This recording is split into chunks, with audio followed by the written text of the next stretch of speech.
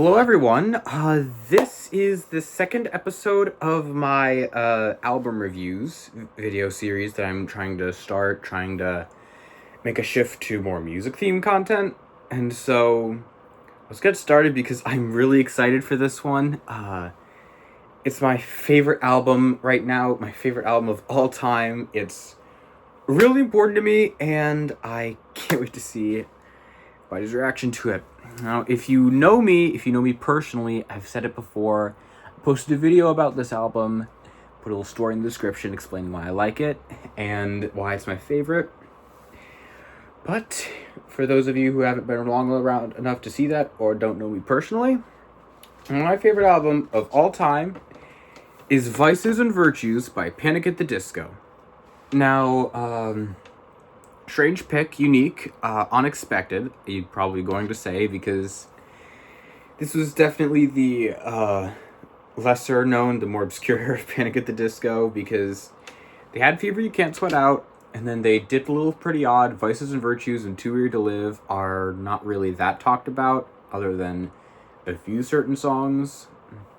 But then Death of Bachelor came along, gave us House of Memories, probably one of the biggest Panic hits, and then Pray for the Wicked gave us High Hope, Hail My Made It, and to some capacity, the Silver Lining song.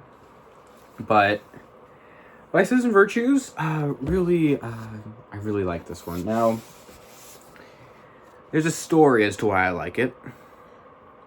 I don't remember what day it was. It was June or July of 2023. No, 2024. Last year. As of me filming this, last year. I got the dates mixed up. Sorry. 2024.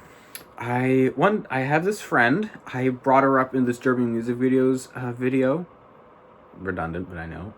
So really cool, and she has a really great music taste. And one time she decided to send me an album, sent me a song, because we were Murder Drones fans at the time. It was our big Hyperfixation series on YouTube. I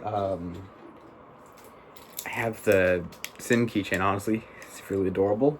But she decided to send me one of the songs on this album, Let's Kill Tonight, and said that it reminded her of episode 3 with her dancing at a prom, and also trying to face Doll, who's trying to kill people, trying to kill everybody.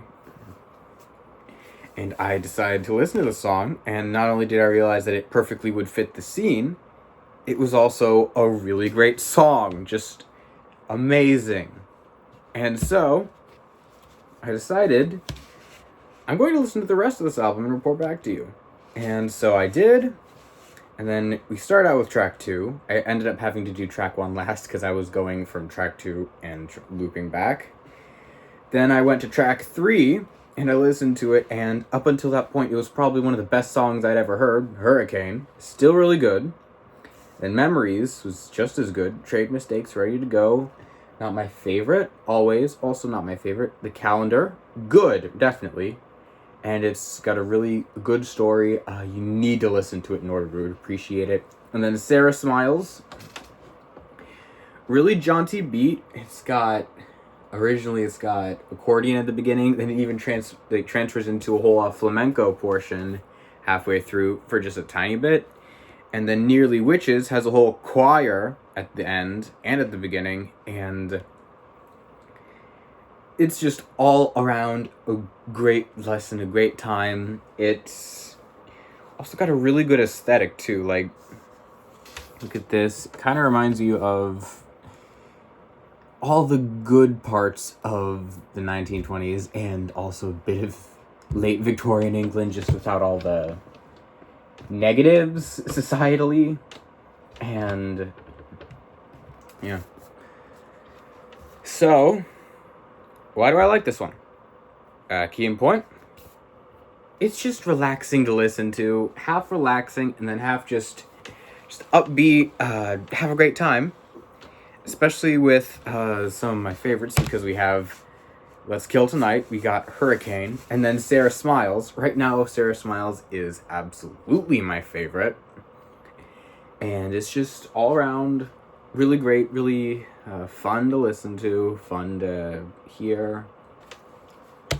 And so I just like it. I know Panic at the Disco really isn't a lot of people's favorite nowadays because a lot of people accuse them of selling out, especially after Brendan was the only person in the band. But I feel like Panic at the Disco already began as a little bit of, the tiniest little bit of showmanship. Started out with Fever, especially in the later tracks. Like, there's a good reason these tables are numbered. It's a long title, but I think that's my favorite off the album. Has a lot of definitely show tune influence. And the entire theme of the album is kind of like a show tune. And Pretty Odd accentuates that with having a lot of Beatles theming.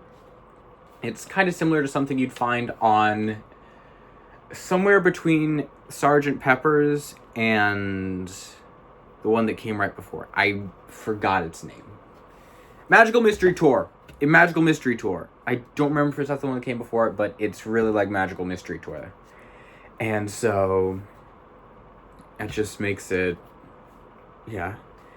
And then on with Vices and Virtues, you start to get a little mysterious, falling into the trends of the time, and the trends of music at the time that weren't just mainstream pop were honestly really good.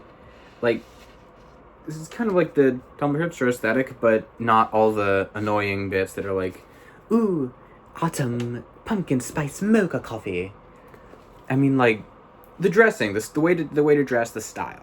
It's, you know. And then Too Weird to Live, Too Rare to Die.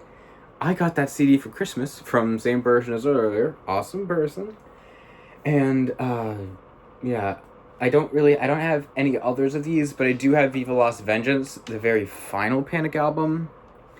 And so I'll do that at some point. And I just want to make this one because it's my favorite album, and I wanted to get out of the way in one of the first 3 episodes. Next episode, actually, take a look at my shirt, and you'll be able to guess. You'll be able to figure it out. Really underrated, in my opinion, for Metallica standards. But this is a Panic video, and we're going to sign it off as a Panic video. So, thank you for sticking around, and see you next time.